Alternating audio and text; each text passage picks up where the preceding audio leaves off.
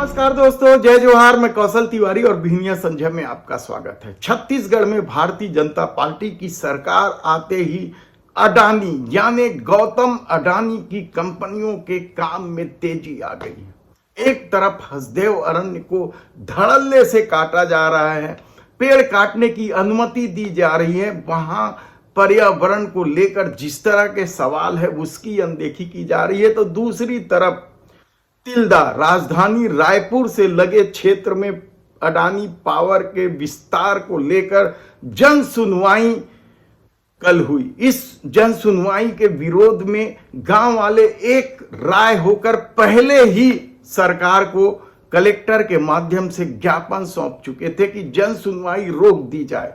पहले ही GMR power company ने जो वादा किया था गांव वालों से उसे पूरा नहीं किया गया है और गांव की आबो हवा अलग खराब हो रही है। ऐसे में विस्तार के लिए जो 885 एकड़ जमीन चाहिए वे नहीं देंगे।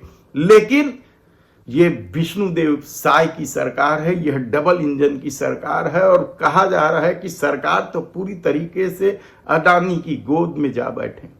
यानी जैसे देश के प्रधानमंत्री नरेंद्र मोदी अपने मित्र के लिए कहेंगे वही सब कुछ विष्णुदेव साय की सरकार करेगी। और यही वजह है कि जब ग्रामीणों ने ज्ञापन सौंपा था कि यह जन सुनवाई टाल दी जाए, स्थगित कर दी जाए, उसकी अनदेखी करके कल जन सुनवाई की गई।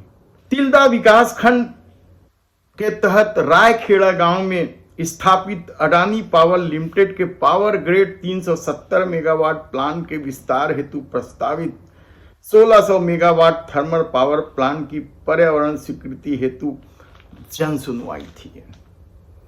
और प्रचारित प्रसारित ये किया जा रहा है कि जन सुनवाई में लोगों ने समर्थन दिया है, लेकिन हकीकत तो ये है कि कल जमकर विवाद हुआ है, विरोध हुआ है। कांग्रेस ही नहीं, दूसरे दलों के नेता, जोहार छत्तीसगढ़ पार्टी के नेता भी पहुंचे थे विरोध के लिए, जिसमें रायपुर पश्चिम के पूर्व विधायक विकास उपाध्याय, पूर्व राज्यसभा सांसद छाया वर्मा, कांग्रेस के जिलाध्यक्ष, ग्रामीण जिलाध्यक्ष है उदोराम वर्मा, जोहार छत्तीसगढ़ पार्टी के मुखिया अमित बघेल सहित कई लोग यहां पहुंचे थे और इस बात का विरोध कर रहे थे कि कंपनी जमीन लेते समय तो सब वादा कर देती है, लेकिन जमीन हासिल होने के बाद गांव वालों की मुसीबत ही बढ़ जाती है। ऐसी परिस्थिति में अब सवाल ये उठ रहा है कि हसदेव कितना बच पाएगा और अब रायखेड़ा क्षेत्र के लोग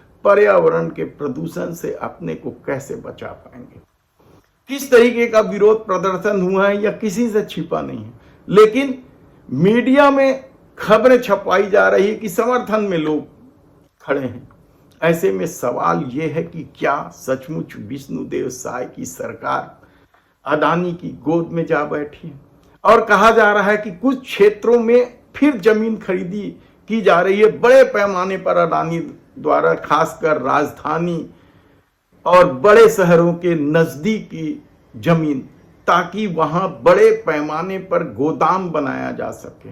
यानी मध्य प्रदेश की तर्ज पर क्या अब एफसीआई में रखने की बजाय धान जो खरीदती है छत्तीसगढ़ की सरकार वह अडानी के गोदामों में रखेगी। ऐसे कई सवाल हैं, हम आपको बताते रहेंगे। अभी तो जन सुनवाई एक बार हुई है और कितने बार करती है, या इस तरीके से हसदेव अरण्य को काटे जाने को लेकर जिस फर्जी जन सुनवाई हुई है, कहा जा रहा है उस तरह से क्या फर्जी जन सुनवाई करके विस्तार के लिए अनुमति दे दी जाएगी, पर्यावरण की अनदेखी कर दी जाएगी, जिसका प्रभाव राजधानी में भी पड़ना तय है।